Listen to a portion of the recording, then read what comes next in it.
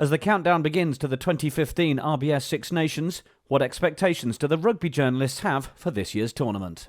Well, it's always fun, isn't it? Every year it's fun. This year, I think even more fun. Got a World Cup coming up. It is going to give it a little extra twist. People are going to say, well, that's October, we'll concentrate on the present, but it's always there in the background. I think that'll give it a little extra zing. In previous years, we've had the four, haven't we? Ireland, England, Wales and France, and then almost had Scotland and Italy cast aside. And even though Italy will struggle again, I think with Scotland's improvements, you can put them in that top bracket as well, and I think they could cause an upset or two. So I think it's going to be very tightly fought, and that opening weekend is always going to be massive because whoever wins out of that England-Wales game on Friday night will just have so much momentum going forward. Players are looking to prove points ahead of World Cup selection, so I think it's going to be excellent. The fact it starts with England against Wales, who are drawn in the same pool, gives it a real kind of electric start. And I think you can probably, again, you would probably drop Italy out of consideration for winning it, but you can make a pretty strong case for all the rest of them being really competitive. Who's got the most to prove and why? I think they all have in their own sort of way. Ireland coming in as, off the back of last year's success. I guess with the home World Cup, England, I have to say. They seem to be the team that know themselves the least, so they've got to prove that that's incorrect. They finished second 3 times in a row. As I mentioned, they've had a horrible injury run, but they are host of the World Cup. They play Wales in the opening game, they play Wales in the World Cup. They need to, and they've said it themselves, they want to go in with some silverware in the cabinet. England, for a union of their size and their resources, finishing second isn't good enough. Certainly not as many times as they have.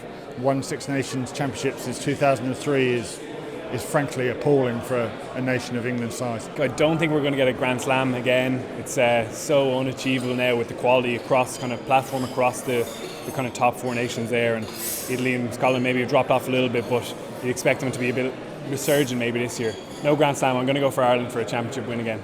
I do think there is increasingly a kind of a lottery element to the Six Nations now. How many fit players have you got left standing? Wales have got almost a full team. In fact, I think they've got their first choice 15 all fit at the moment, which is something you can't say of England or Ireland or Scotland at the moment, that's for sure. If you had to absolutely press me, I would say I think England are going to win 4 games. I don't know quite how they're going to win 4 games, but I think they might win 3 at home. They might sneak 1 away. That'll give them 4. That'll give them a tie. Wales, I just have a suspicion that Wales will be strong. They've got a much more settled side, fewer injuries than some. Well, Ireland are always going to be good. But as I say, I just have a hint that England might do all right, but I could be entirely wrong. Which game are you most looking forward to? You really can't look past the first one, can you? Millennium Stadium's a fantastic place to go to, apart from the inevitable logistical nightmares that is trying to get out of Cardiff afterwards. At the moment, that opening game, Wales-England in Cardiff, we've just heard Sam Warburton say that the whole of the city will be bouncing to Friday night, which doesn't suit everyone. Not everyone likes Friday night Six Nations games, but I think it would just add to the whole sense of occasion. It just sets the whole thing going, like a firework, and from then on, the narrative will flow, storylines there. That'll be a fantastic game.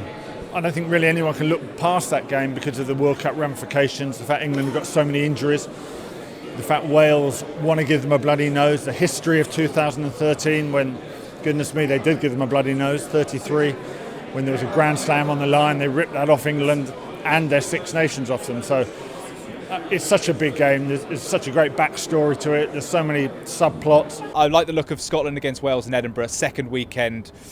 Having seen Glasgow recently, there are some Scottish players who are in banging form, and I think Scotland against Wales, that could be some game on the second weekend. Probably looking forward to those 2 home fixtures in Dublin with Ireland, France and England. It's nice to have those 2 at home, and usually you look to that year as a really strong chance to win the championship. So they should be great occasions in Dublin, and hopefully sellouts. Well, obviously going to be sellouts, so they're going to be 2 really exciting fixtures and 3 brilliant teams going at it in Dublin. Looking forward to it?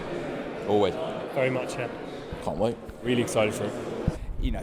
It's how teams approach it. Do they approach this as a building block for the World Cup? But we know the best way to build, the best way to gain momentum is to win. And the team that wins the Six Nations will be bouncing into that World Cup. So it's a massive tournament as always.